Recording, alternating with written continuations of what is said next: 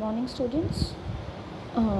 Depreciation chapter चल रहा है हम लोगों का। कल मैंने आपको डेप्रिसिएशन की रेट्स बता दी थी इसकी जस्ट पहले वाले वीडियो में, और आज हम इसका इलस्ट्रेशन देखते हैं किस तरीके से एसेट्स पे अलग अलग ब्लॉक के हिसाब से उनके ऊपर डेप्रिसिएशन लगाया जाता है।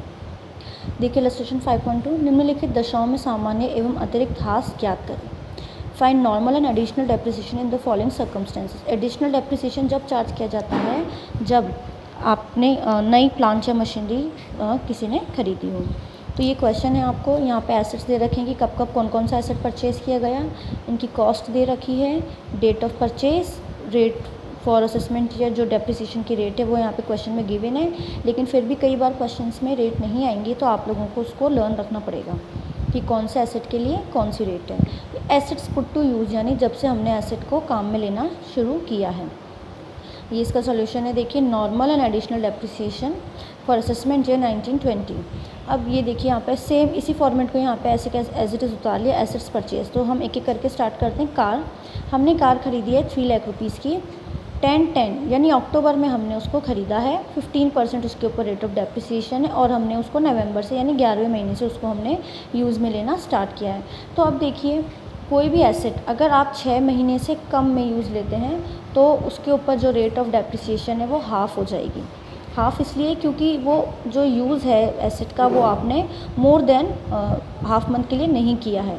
तो यहाँ पे देखिए 3 lakh, rate of depreciation half जो कि 15% है। अब आपके हाफ़ ही लगेगी कितनी, 7.5%, क्योंकि जो एसेट है उसका जो यूज़ है वो 6 मंथ से ज़्यादा के लिए नहीं हुआ है। अगर जो एसेट है उसका जो यूज़ है वो मोर देन 6 मंथ्स का होता है तो आप उस पर full rate of depreciation apply करते हैं। तो 3 लाख पे 7.5% आप लगाएंगे, 22,500 रुपये। ठीक है। एडिशनल डेप्रिसिएशन यहाँ नहीं लगेगा। एडिशनल डेप्रिसिएशन केवल जब नई प्लांट एंड मशीनरी वो परचेज़ करते हैं उस केस में मिलता है। नेक्स्ट है बिल्डिंग है 10 लाख की, वही अक्टूबर में उसको ऊपर ख़रीदा। 10% रेट ऑफ डेप्रिसिएशन है और उसको अक्टूबर से ही हमने यूज़ किया है। अब देखिए अक्टूबर के बाद जो आपका फाइनेंशियल ईयर है वो तो आपका उससे अप्रैल से स्टार्ट हो जाता है। तो अप्रैल के बाद अक्टूबर यानी इसने कम यूज़ में लिया। अक्टूबर, नवंबर, दिसंबर, जनवरी, फरवरी और मार्च कम यूज़ में लिए क्योंकि यहाँ पे 1 अक्टूबर को ख़रीदा है। तो देखिए रेट ऑफ डेप्रिसिएशन हाफ़ हो गई है यहाँ पे भी। 10 लाख का 10% पे हाफ़ यानी 5% ही लगेगी। 10 लाख का 5% होगा 50,000। बिल्डिंग के ऊपर भी एडिशनल डेप्रिसिएशन नहीं मिलता। नेक्स्ट देखिए plant A in backward area of Bihar. Backward area in Bihar, अब यहाँ पे रेट ऑफ डेप्रिसिएशन है 15%। वही इसने अक्टूबर में इसको ख़रीदा है और अक्टूबर में ही इसने इसको यूज़ करना स्टार्ट किया है। तो यहाँ पर भी रेट ऑफ डेप्रिसिएशन जो है वो आपकी हाफ़ हो जाएगी। 1 लाख का प्लांट खरीदा है, देखिए 1 लाख पे हाफ 15% है तो हाफ 7.5%, तो यहाँ पर आ जाएगा। लेकिन अब क्योंकि ये प्लांट है और नई प्लांट एंड मशीनरी खरीदते हैं तो उसके ऊपर आपको एडिशनल डेप्रिसिएशन की भी छूट मिलती है। अब वैसे तो एडिशनल डेप्रिसिएशन जो है वो 20% का होता है, लेकिन क्योंकि ये बैकवर्ड एरिया में है बिहार के तो वहाँ पे रेट ऑफ डेप्रिसिएशन जो है वो कि 35% होगी। यहाँ पर नीचे देखिए वर्किंग नोट्स में आपको ये पॉइंट क्लियर भी किया हुआ है। पॉइंट नंबर 3 देखिए, आपको भी वर्किंग नोट्स इस तरीके से एग्जाम्स में और जो आप रजिस्टर मेंटेन करेंगे उसमें लिखने हैं। गत वर्ष 18-19 में प्लांट ए पर 35% की दर से अतिरिक्त ह्रास की कटौती मिलनी चाहिए क्योंकि इसकी स्थापना बिहार के पिछड़े क्षेत्र में हुई है। आप मान लीजिए कि ये पिछड़ा क्षेत्र नहीं होता तो अतिरिक्त ह्रास एडिशनल डेप्रिसिएशन जो है वो केवल 20% ही होता, परंतु प्लांट का प्रयोग 180 दिन से कम होने के कारण यहाँ पर जो रेट ऑफ डेप छूट है वो आधी ही रह गई है। ठीक है, क्योंकि 180 दिन यानी 6 महीने, यानी 6 महीने से कम अगर उसको यूज़ करते हैं तो जो रेट ऑफ डेप्रिसिएशन है वो आधी ही रह जाती है। तो यहाँ पर देखिए हाफ भी लिखा है और 15 का हाफ यहाँ पे 7.5 लगाया है, लेकिन क्योंकि यहाँ पे पिछड़ा हुआ क्षेत्र है तो एडिशनल डेप्रिसिएशन 35% यहाँ पर मिल गया, जो कि तो यहाँ पर आपका 17,500 रुपये आ गया। नेक्स्ट देखिए प्लांट बी 5 लाख का है। 1/5 को ही हमने इसको 1 मई यानी अप्रैल से हमारा महीना वो फाइनेंशियल ईयर स्टार्ट हुआ और मई में हमने इसको ख़रीद के यानी ठीक 1 महीने बाद ही, इसका मतलब हमने इसको 6 महीने से ज़्यादा यूज़ किया है। तो रेट ऑफ डेप्रिसिएशन जो है वो यहाँ पे फुल की मिल जाएगी। ये देखिए प्लांट बी के लिए 5 लाख रुपए फुल 15%, तो 5 लाख का 15% 75,000 मिल जाएगा। अब ये भी प्लांट है और नई प्लांट एंड मशीनरी है, हमने इसी ईयर में परचेज़ की है। नई प्लांट एंड मशीनरी वो जो हमने इसी ईयर में परचेज़ करी है और पुरानी वो जो गत वर्षों से चली आ रही है। तो यहाँ पे जो एडिशनल डेप्रिसिएशन है वो देखिए 20% के अकॉर्डिंग मिल गया, 1 लाख रुपीज़ यहाँ पे आ गया। अब नेक्स्ट देखिए AC फॉर ऑफिस, इसकी जो कॉस्ट है वो है 2 लाख। ये हमने नवंबर में परचेज़ किया, तो that means not more than 6 months, not more than 180 days. तो यहाँ पे जो रेट ऑफ डेप्रिसिएशन है वो भी हाफ हो जाएगी, 15% के हिसाब से 15,000 यहाँ पर आ जाएगी। Additional depreciation is not given for ACs. AC for factory 3 lakh में परचेज़ किया है, वही नवंबर में किया है, तो देखिए एसी फॉर फैक्ट्री 3 लाख है, हाफ हो जाएगी क्योंकि ये भी नवंबर में किया है, 15% के हिसाब से 22,500। लेकिन एसी को यहाँ पे एडिशनल डेप्रिसिएशन इसलिए मिलेगा क्योंकि प्लांट एंड मशीनरी की जो डेफिनेशन है उसमें एसी जो कि फैक्ट्री के लिए लिए जाते हैं वो आते हैं। एसी जो ऑफिस के लिए ख़रीदे जाएंगे वो प्लांट एंड मशीनरी की डेफिनेशन में नहीं आते हैं, लेकिन वो एसी जो फैक्ट्री के लिए ख़रीदे जाते हैं वो प्लांट एंड मशीनरी के डेफिनेशन में आते हैं और उन पे यहाँ पे एडिशनल डेप्रिसिएशन मिलता है जो कि है 20%। तो यहाँ पे 20% का एडिशनल डेप्रिसिएशन मिल जाएगा, यहाँ पे हो जाएगा 30,000। Next is furniture. 6 लाख का फर्नीचर है, 1/4 यानी 1 अप्रैल को आपने ख़रीदा तो फुल रहेगा ये, क्योंकि पूरे साल आपने इसको यूज़ किया। रेट ऑफ डेप्रिसिएशन है यहाँ पर 10%, लेकिन जो आपने इसमें यूज़ किया वो 1/6 से किया, इर्रेस्पेक्टिव इस डेट से आप उसमें फुल चार्ज करेंगे। 10% के हिसाब से 60,000 यहाँ दे देंगे।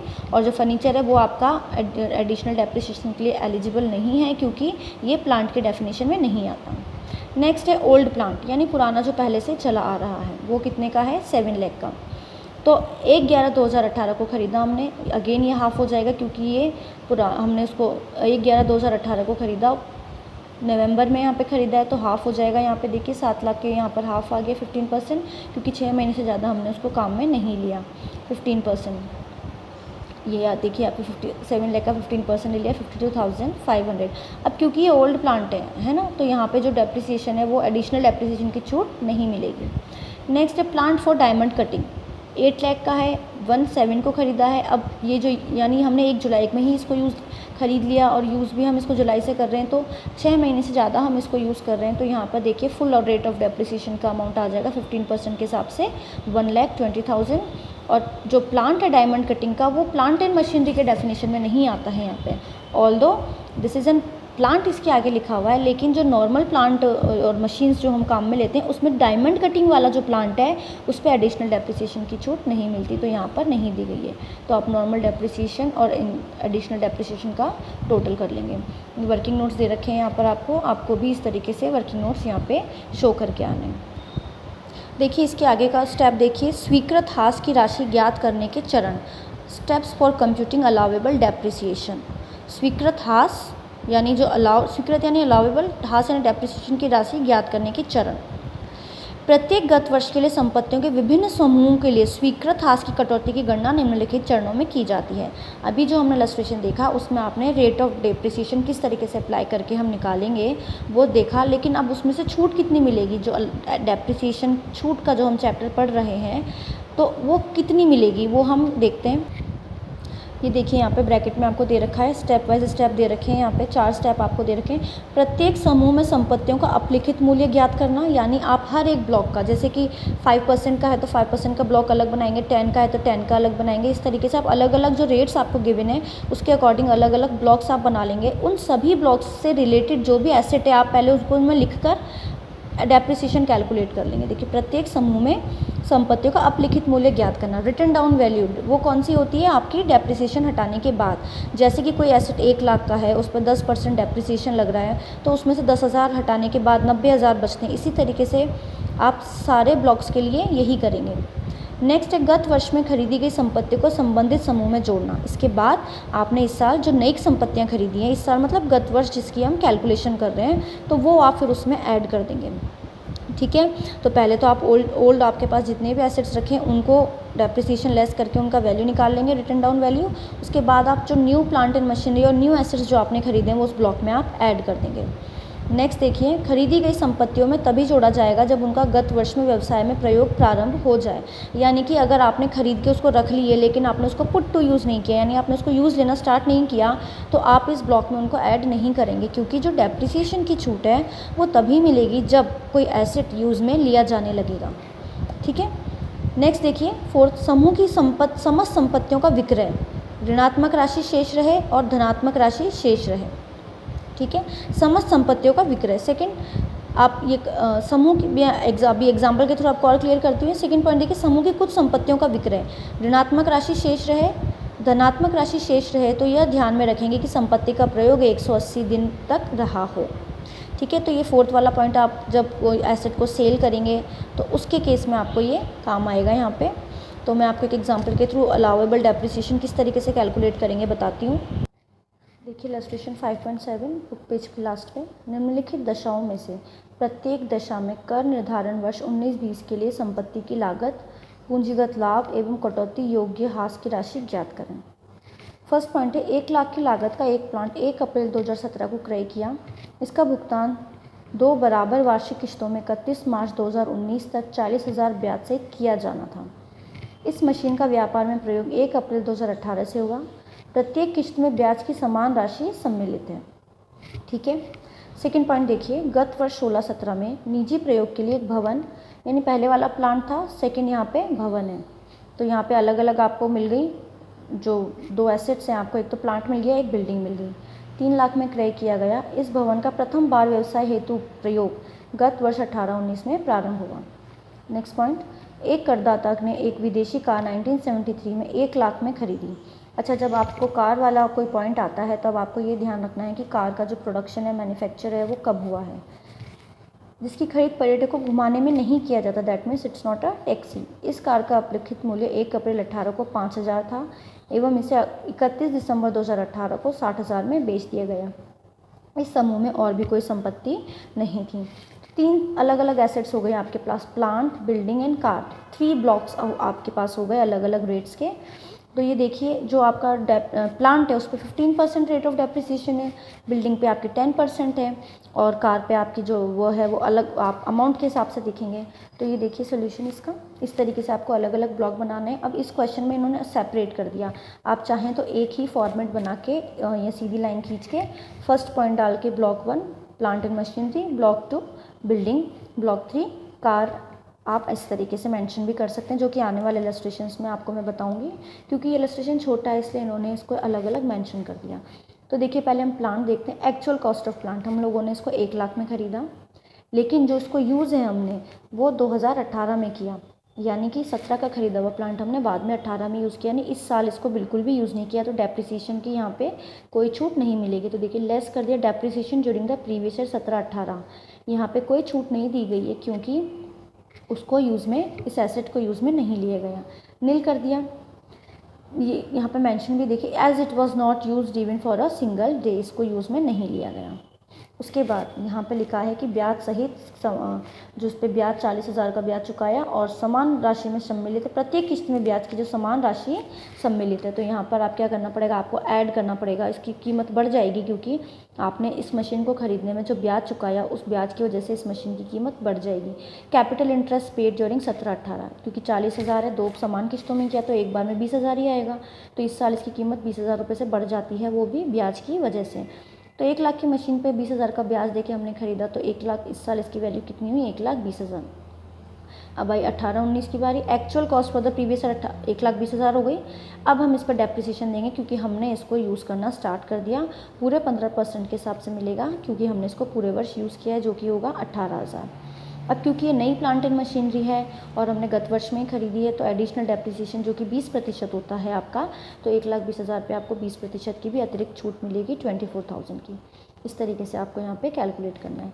नेक्स्ट देखिए बिल्डिंग। बिल्डिंग में बोला था कि प्राइवेट यूज़ के लिए परचेज़ किया है 3 लाख का। अब लेस कर देंगे इसका जो यूज़, ऐसा कुछ नहीं बोला कि हमने इसको कब ये क्वेश्चन देखिए कब हमने इसको यूज़ में लिया, इसमें बोला कि इनको यूज़ लेना इन्होंने चालू कर दिया। इस भवन का प्रथम बार व्यवसाय हेतु प्रयोग 18-19 में प्रारंभ हुआ। ठीक है, तो अब लेकिन ये जो बात है डेप्रिसिएशन की वो यहाँ पे बिल्डिंग में लागू नहीं होगी क्योंकि जो प्लांट एंड मशीनरी है आप उसको यूज़ नहीं करेंगे तो उसके मूल्य में ह्रास नहीं होगा, डेप्रिसिएशन नहीं होगा। लेकिन बिल्डिंग को यूज़ नहीं करेंगे तो भी रखे रखे बिल्डिंग अपने आप जो खड़ी हुई है एक ज़मीन पर, अपने आप मौसम की वजह से या और भी कारणों से उसका जो डेप्रिसिएशन है वो स्टार्ट हो जाता है। तो लेकिन यहाँ पर फिर भी हमने वर्ड यूज़ किया है नोशनल। ठीक है, नोशनल डेप्रिसिएशन 16-17 का 10%, 30,000 की वजह से अब वो 270 हो गई। नेशनल डेप्रिसिएशन 17-18 का 10% के हिसाब से 270 का 10% 27,000 जो कि अब 243 हो गया। और अब इस साल डेप्रिसिएशन की छूट मिल जाएगी यहाँ पे 10% की 243 पे, तो 243,000। बिल्कुल सिंपल है। ये डेप्रिसिएशन अलाउेबल है। जो डेप्रिसिएशन अलाउेबल होता है, जो छूट होती है, वो रिटर्न डाउन वैल्यू पे होती है। ठीक है। अब यहाँ पे जो रिटर्न डाउन वैल्यू थी वो थी यहाँ पे 1,20,000। बिल्डिंग के केस में जो रिटर्न डाउन वैल्यू है वो है यहाँ पे 243, क्योंकि जो बिल्डिंग है वो डेप्रिसिएट होती चली जाएगी चाहे उसको यूज़ किया हो या ना किया हो। नेक्स्ट है कार का आपका। तो कार का जो वैल्यू है वो 60,000 थी। देखिए इसी तरीके से आपको कैलकुलेट करना है। 60,000 में आपने उसको बेच दिया, इंटू आपने उसको कितने में ख़रीदी थी यहाँ पे, तो देखिए 1 लाख में हमने उसको परचेज़ किया था, 60,000 में हमने उसको बेच दिया, सेल कर दिया, इनटू जो डेप्रिसिएशन के मैक्सिमम अमाउंट है कार के लिए। कौन सी कार के लिए? ये कार है फॉरेन कार और ये ख़रीदी गई है 1973 में। तो 1975 तक जो कार, विदेशी कार, मैं विदेशी कार की बात कर रही हूँ, जो मैंने आपको इससे पहले नोट्स में भी एक्सप्लेन किया है कि जो विदेशी कार 1975 से पहले ख़रीद ली गई है उसके ऊपर डेप्रिसिएशन की मैक्सिमम छूट जो है वो आपको 25,000 मिलेगी। तो यहाँ पर ये देखिए 60,000 into 25,000 maximum allowable depreciation divided by उसकी कॉस्ट 1 लाख की थी, जो कि इज इक्वल्स टू आया, यानी इसकी वैल्यू कितनी थी? 15,000 की। तो ये proportionate sale value of car इस car was not used for tourist. तो यहाँ पे अलाउेबल डेप्रिसिएशन कितना हो गया? 15,000। अब हम कैपिटल गेन की बात करेंगे, यानी बेचने से हमें कितना लाभ हुआ? तो उस कार का मूल्य था 15,000, लेकिन हमने उसको कितने में बेची? 5 में, तो 10,000 का यहाँ पे आपको शॉर्ट टर्म कैपिटल गेन हुआ है। ठीक है। सॉरी, कार की वैल्यू यहाँ पे दे रखी है आपको। देखिए डेप्रिसिएशन यहाँ पे मेंशन है कि नहीं मिलेगा क्योंकि कार आपने बेच दी है। अब जब आपके पास कोई एसेट ही नहीं है तो आप क्या करेंगे? उसका आप डेप्रिसिएशन की छूट नहीं ले पाएंगे। आप डेप्रिसिएशन की छूट किसी भी एसेट पे आप तभी ले पाएंगे जब आपके पास वो एसेट मौजूद हो। लेकिन अगर आपने उसको सेल कर दिया तो आपको किसी तरीके की डेप्रिसिएशन की कोई छूट नहीं मिलेगी। इस केस में भी ऐसा हुआ है कि आपको कोई डेप्रिसिएशन की छूट नहीं मिली। हालांकि इसकी वैल्यू आ गई यहाँ पे 15,000 कार की आज की तारीख में, जबकि क्वेश्चन में गिवन था कि इसकी जो 1 अप्रैल को रिटर्न डाउन वैल्यू है वो 5,000 है, जबकि हमने जब कैलकुलेट किया तो वो कितना आया? 15,000। तो हम ये कह सकते हैं कि ये कैपिटल गेन है 10,000 रुपये का। ठीक है। तो इस तरीके से आपको सॉल्व करने हैं। ये तो बहुत छोटा क्वेश्चन था, आगे इसमें और भी एडजस्टमेंट करते हुए आपको रेट्स अप्लाई करते हुए इन क्वेश्चंस को अटैम्प्ट करना है।